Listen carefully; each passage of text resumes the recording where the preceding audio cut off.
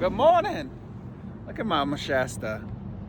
Ooh, this gorgeous morning. Is today Wednesday? Gorgeous.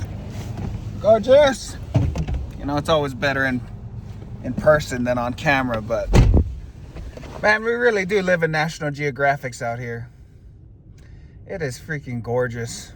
It really is. Got snow cap on top and the freshest water in all 50 states, period. The best water. Clean air, smooth trees, everything's life. Everything's awesome. So, wow. It's a gorgeous morning. All right, peeps, we're right back at it. Today is Wednesday. And so, today's topic is intergenerational living. Today I wanted to talk a little bit more to the permaculture, ecoculture, spiritual, economic people, crystal loving, drum circles, visionaries, the younger generation, my generation and younger. I've been talking to Ray a little bit about this, but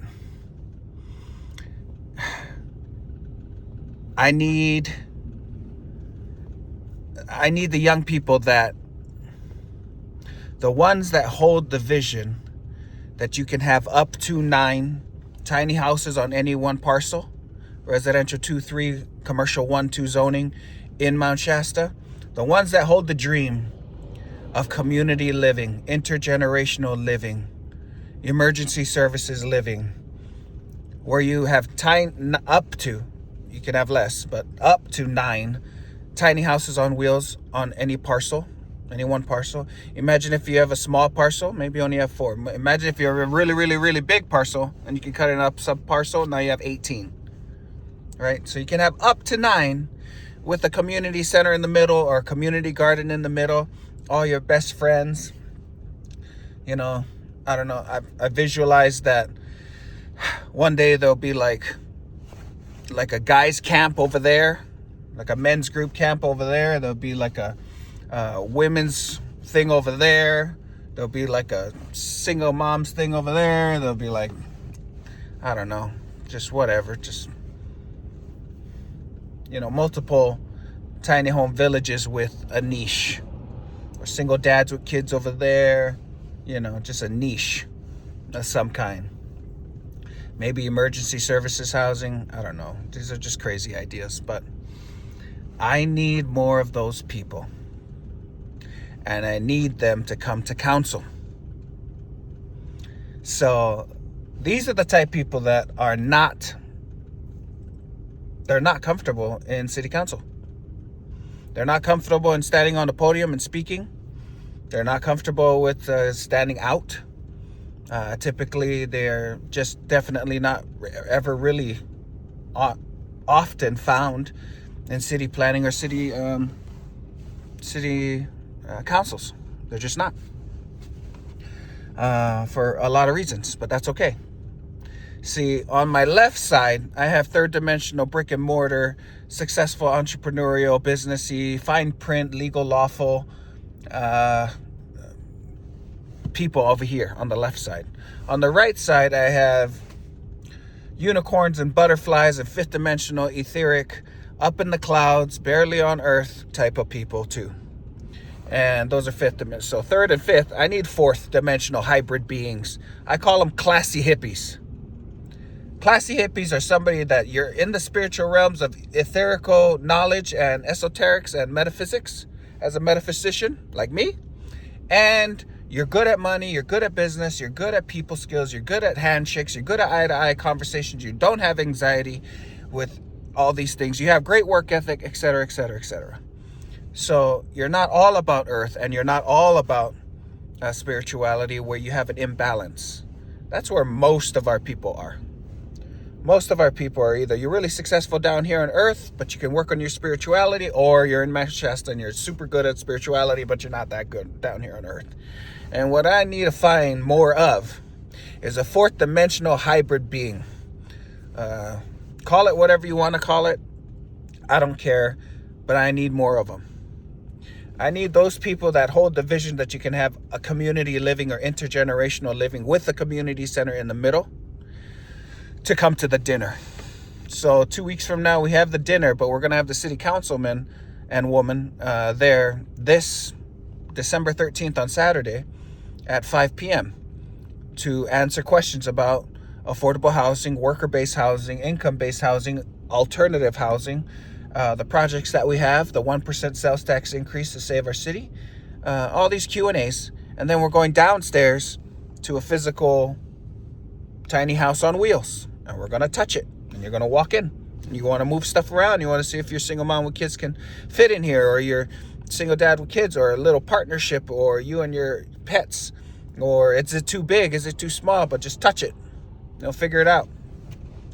To come. Because right now, we are getting a lot of business people and homeowners and landowners and the left side are coming more to us. They're coming more to us just because they're more grounded, earthy, and zoning and projects and townhomes and landings and all these things. And it's partly because of my language. It's partly because I'm on top of here saying all this stuff, but my language is attracting that type of people. And what I could use more of is my visionaries on the right side, because I need more of them. They're the ones that hold a heart. They hold a flame inside of them of that vision. There is not a lot of business owner people over here on the left side that hold a vision of up to 9 tiny houses with a community center in the middle for intergenerational whatever. They're not over here on the left side. They're not businessy people. They're just there because for mostly practical business reasons. But they don't hold the vision of what communal living, permaculture living, eco-friendly living, sustainable living, get a greenhouse and build a mushroom thing on the back end and become reliable, retainable, all that stuff. On this side is where the people that hold intergenerational housing, communal housing living, village living with the, I don't know how many times I've heard that in 10, 20 years from so many different groups all over the place, from all the cousins, all of Ashland, all of Sedona, everywhere where there's a vortex mountain somewhere. People have thought about and pushed this thing through. They've pushed the mentogram upstairs to down here, and then they got stuck because it was never legal until right now. Mount Shasta is finally official alternative housing, tiny houses on wheels approved in Mount Shasta, anti-Airbnb 30 days or less rentals. No environmentalist can stop it because it's too small of an impact on the land kind of thing. We just made history in Mount Shasta. And so every Mother Earth child that's ever come to Mount Shasta, from every country that's ever come to Mount Shasta, in multiple countries, they have dreamed about communal tiny houses on wheels villages with community center in the middle of some kind, with some vision about that. And it finally became true. And most of those people are typically not inside a city council or businesses or chamber of commerce, et cetera, all these different things. They're not mostly in there. They're mostly at the headwaters. They're mostly at equinoxes on the top of the mountain, at solstices on the top of the mountain with bonfires and a lot of joy and a lot of celebration, a lot of dance, which is good. But then we have like a small tweak about economics. Don't know how to ground it on top of earth. So there's two laws in heaven and on earth. As above, so below. As below, so above. As within, so without. As without, so within. And so you can't just be one and not the other. It doesn't work. And you can't just be down here and not the other. It just doesn't work. There's always a void. There's always some missing piece. There's always like, I'm so good over here, but I never figure out how to get my rent together. And then you're down here and you're like, oh, I'm so good in business, but I still feel a void of spirituality because I don't know where I belong. I don't know who I really am. And so, I don't know, I think I'm kind of in the way. Oh no, there's a little school bus that stops over here, and there's kind of their place. Oh, there's the school bus. I just don't want to accidentally, moms and kids, that's kind of their parking spot. I want to take it over, so just move a little bit. So I need more of the visionaries. It's time for my other people, the other circles, to start to come in. All of my indigenous circles, all of my I amers, all of my Christian Jesus lovers, all of my crystal loving, yoga loving, organic loving, wholeness people. It's time for them to start to come in, because I need more people, more council members to hear the impact of how many people hold the vision of communal living, intergenerational living, especially in this next 10 or 20 years, this next couple decades. A lot of our elders, the baby boomers, are going to be downsizing from their bigger houses down to smaller, affordable housing. And if they could get with young families, 20s, 30s, and 40s with a couple kids inside of communal living, they would love it. They would love to teach and pass the torch on to younger kids, kind of thing, in a protective, safe place. They would just love it. And that's the way it used to be. That's the only way it used to be. That's the way it still is in many of the third world areas, or Hawaii or Polynesian or Mexican or the other cultures. Is still to have a grandpa live in the same house as the parents, as the kids, as the grandkids is super normal in Hawaii. It's normal in indigenous circles and cultures. So every time something comes up on this planet, it's really funny when people think it's new. It's not new. It's old tech. It's not new tech.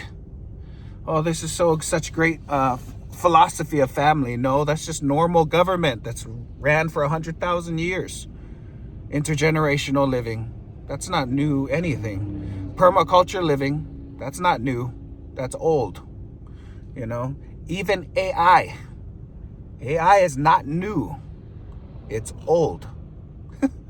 Even, you guys think climate change is something. It's not new. It's just cycle. It's old. This planet's a lot older than anybody thinks. Anyone knows. Nuclear warfare. That is not new. That's old. And so all I'm trying to do, I'm saying stuff that's super basic, but it's old technology. It's old teaching. It's not new teaching. I'm not reinventing the wheel, creating something that hasn't been. It's all been before.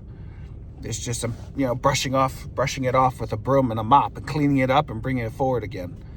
Because I see an imbalance and I see where the world's going.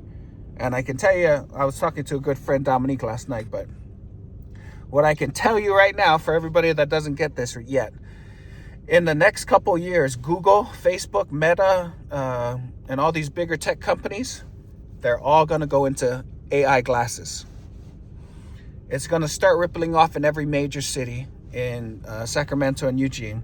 It's going to then ripple off to Redding and Medford. And from there, it's going to ripple off into Siskiyou County in just the next couple years. In the next few years, all the schools inside of Siskiyou County is going to start to talk about taking away the glasses from everybody wearing it in school because it's such a distraction. In the next 5 years, maybe 10, 5, probably 10 tops. Cell phones will be ancient technology. Cell phones will be like a CD player and a DVD player and a Bluetooth player and a Sega Genesis and a Nintendo and a color TV into regular ass TV. I don't even know why anyone buys a HD TV anymore. They're cheap as hell. It's it's just going to be old. It's going to be like a dial phone with the ring on top of it with the one cord in the kitchen that had a long ass phone. That's ancient technology. When those glasses come out in the next couple years, the phone will be gone. The phone will be just ancient Probably after that, there'll be some little eye contact thing instead of glasses. Now, here's the good news. The good news is when all these things hit, which is mathematical, and there's not a damn thing any one of us can stop it, to stop it.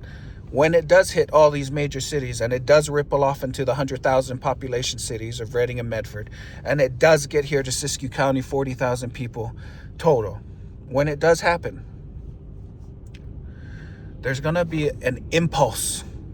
There's going to be a sacral root chakra impulse that those that are in the major cities that do not want AI technology inside their world, that's just the last straw for them.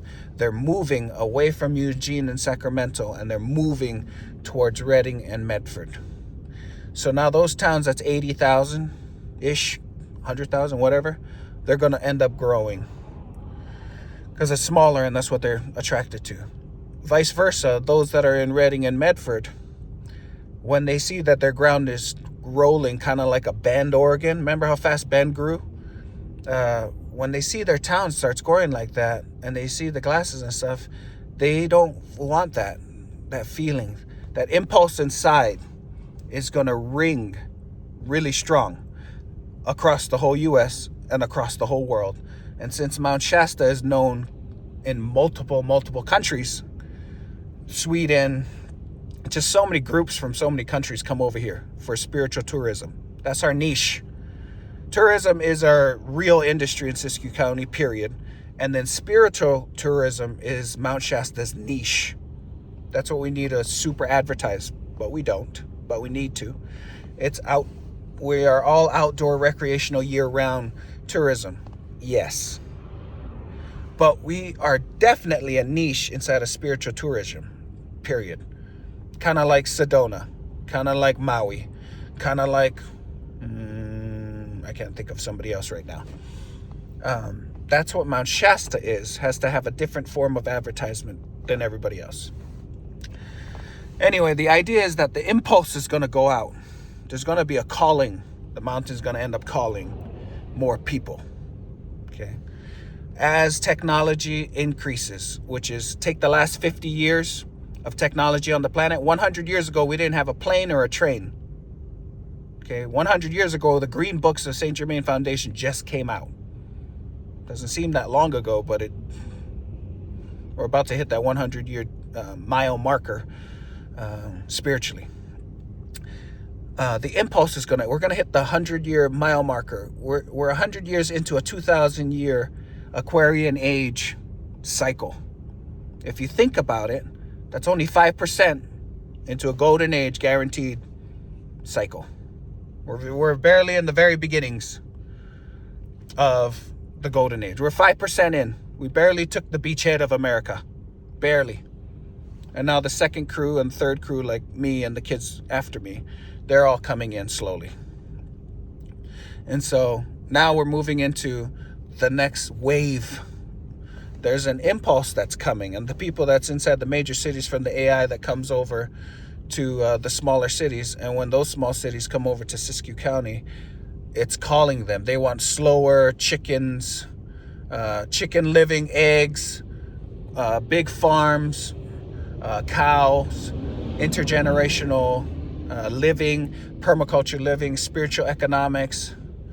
They want all these different things as an impulse inside, and they're going to end up coming here to Siskiyou County because of it, because of all the technology that's increasing in every major city, and just waking, like, it's take the last technology for the last 100 years, 50 years, and smash it into the next 5 years. That's how fast our world is moving.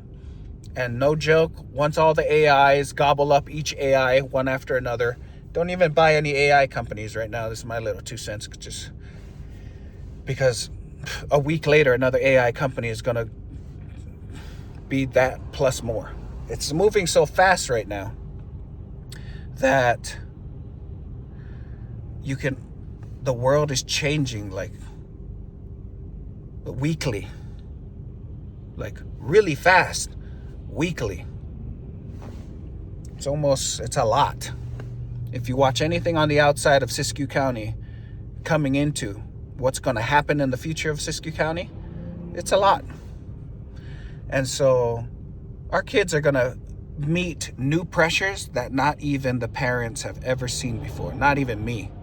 For my kids are going to meet challenges that I have never seen before. No 40-year-old parents have ever seen before.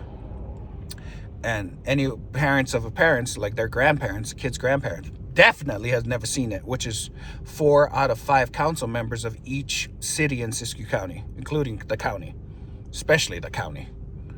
I'm not sure the county understands that we're about to get cut in half. A population of 40,000 is about to go to 20,000 just because most of our population is 55 or older, which is not old, but 65, 75, 85, that's our population in most small towns. And there's a guaranteed graduation and ascension that's mile markered for now, which is the great transition. That's what I'm calling it, the great transition. It's never seen before like this for a long time, where a great mass group have left at the same time. Not like this. So it's exciting times, but there's a lot of opportunity here too. And so if you're ready, if you're able to carry the torch, hold the pressure, stay sustained, stop feeling scared about what other people think about you when you speak, know that you're holding the truth, you know what the future is coming to, you know that the population from Redding and Medford is going to start to move into Siskiyou County in the next 10 years, just because AI is rippling them off and the mountain's going to start to call them in. Where's the housing? If we have a guaranteed graduation that's leaving, which is almost 50% of each population, and if our kids have no place to call home, they don't have affordable housing, they don't have income-based housing, and they don't have worker-based housing, qualified housing. In your town, Mount Shasta is doing it, but what about your town? How are you going to keep your high school and elementary school and the next generation after that in 10 years from now, and the next generation after that 10 years after that?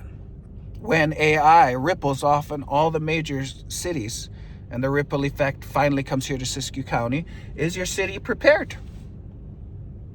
Honestly, I don't think so. I think we in Mount Shasta are doing the very best that we can. And even yet, with all these things happening, there is still a very high probability that Mount Shasta, with all its industries, we have the most industry compared to all the other cities in Siskiyou County. We have the ski park. Etna doesn't have a ski park. You know what I mean? Montague doesn't have a ski park. We have 89 to Vegas, Reno. We have 97 to Klamath Falls, and we have north and south I-5. We have the perfect highway pinpoint, plus the mountain, plus the lake, plus the resort, and all that. And with all of that, tourism, outdoor tourism, recreational tourism, and spiritual tourism, there is still a high probability that we're going to turn into a township and file bankruptcy as a city in about a year and a half. So if we have all those things to help our town stay alive, and your small town inside of Siskiyou County does not have any of those things, and your council is about 65 years old on average, and you guys are not building 3, 4, 5, 6 different affordable housing or alternative housing options to retain your kids, or thinking ahead where the big dip is going to happen in the next 10, 20 years where you're going to lose half of your population. If you're not thinking about that now, a lot of your stuff is going for sale. Intergenerational farming is gone. Just a lot is going to happen in this county in the next 10, 20 years. And if we're not just staying focused on it, we're putting more attention on it, I promise you, I'm going to do everything that I possibly can to help Mount Shasta stay alive and keep our kids in retention and a low revolving door. But even with all this, there's still a really high probability that we might turn back into a township. And if Mount Shasta goes, then there's a high probability that every other small town around it. So we are moving into the great transition, great times. I need more people to come to this dinner and ask Q&A questions to the counselors today. Like December 13th, Saturday, every second Saturday of every month, I need you guys there. I'm going to bring a tiny house on wheels on site. You guys are going to walk it and you're going to love it. It's either too big or too small, or you want to move a bed over here or there and see if your family can fit in it. I'm going to figure out financing with credit unions and insurance people. I'm going to figure out the fundraiser dinner so that we can buy the land. We already got the tiny houses approved. Now we need to buy the land. Now we need to do connections, sewer, electrical, city connections, which costs a lot of money. And then we have to do master plans. How many tiny houses can we really fit with a community center in the middle, individual parking, couple of visitors parking, lighting. The pitch of the roof has to be snow load, insulation, snow load, safe on the highway, the right colors, this matches the mountain, all these things. That's what the fundraiser dinners are for. And so if you believe that we can do this, then I need you. Mama Shasta needs you. And this entire county is about to change. And my job is to try my very best to wake everybody up. Because big change is coming. And if you're ready for it, there's a parable. This is my last thought. There's a parable out there that talks about the multiplication of talents. Back in the day, talents used to be money. So the Lord came over to 3 servants, gave them 1, gave them 4, gave them 5, and said, go out, good servant, and multiply. Well, the one that was fear-based, which is most people inside of Siskiyou County, they buried their talents. Talents was once money back in the day, or resource. It's metaphysically, it's energy. You could take it literal, like your talents, like singing, dancing, ukulele, logging, trucking, whatever, speaking, your Christ talents. You could take it literal. But the ones that feared, so he gave it 1, 4, and 5. Number 1, buried it out of fear. Number 2, multiplied it. Number 3, multiplied it. When the Lord came back and said, what did you do with my money? Thou good and faithful servant, public servants, every city council member inside of city council in Siskiyou County. Thou good and faithful servant, what have you done? 1/3 of all the stewards buried their talents. Which, if you think about it a little bit, 1/3 of Siskiyou County is going under. It's going to turn into townships no matter what. It's turning into McLeod, which is fine. It is what it is. 2/3 multiplied their talents. Hopefully, we can get 2/3 of Siskiyou County to multiply their talents. Hopefully. But there's 2 little principles. Number 1, 1/3 of all the resources that got buried got transferred. The talents that was buried underground based on fear was never lost. It doesn't just evaporate. Energy doesn't disappear. Energy just gets transferred. That's the first law you got to understand. So when I tell you that the great transition is happening and people are guaranteed graduation and ascension, seasons is coming. Those that hold the light really well, hold their business and the growing of the people for greater stewardship, those that multiply talents, when that great transition happens, the energy will be transferred to those that know how to hold the light. This is not just Siskiyou County. This is California. This is 50 states. This truth is truth. It works. Here's the second thing that's the most important thing, especially when it comes to prosperity, abundance, and wealth. When the Lord came back and said, what did you do? The top 2 said, we have multiplied the talents that thou hast given us. Let's stop right there. That's stewardship. That's not ownership. That is stewardship. There's a big ass difference. Big difference. Thou good and faithful steward. Thou hast taken the talents that I have given thee. Which is another paradigm. You need to realize that you're talentless beings. Everybody equally had 0 talents. And then God gave you talents. And then the talents that you were given, you're just a steward of it. You don't own anything. And then the very last part of that parable is the most important, where he says, Lord, all the talents that thou givest me, I have multiplied. And right here's the most important part. And I give it back to thee. That is the very most important. That's the very most important part of the whole thing. And so it is. If you prepare today for what's coming, the great transition that is coming, and you know how to multiply talents, the first thing is that everybody that doesn't know how to multiply talents out of fear and they bury their talents, all the energy will be transferred to you as a great leader to keep our county alive. Number two, you have to have a paradigm of stewardship and not ownership. You have to really know that. And especially in metaphysics and in spirituality with my people, even the body, 6'2" Polynesian man of light named Afa, I'm just a steward of this. Even this is not mine. So all the resources, all the money, all the land, all the tiny houses, all the alternative housing, all the investments, all the businesses, including the body, is all not mine. They're all just stewardships. All the talents that thou givest me, I have multiplied in the last paradigm, and I give it back to thee.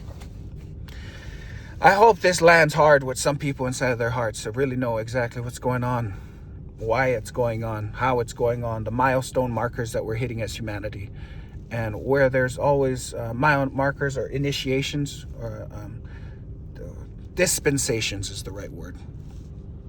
Gifts. There's massive opportunity. Massive opportunity. So if you see it now, go for it. Today's the day to go for it, to really go for it, and then hold it, because you're gonna get it all. Everything that the Father has is thine. Okay, that's it. Mama Shasta's happy. I'm happy. You're happy. Let's move. Time to go back to work. Love and light. Like it. Share it. I'll see you at the dinner. Bye.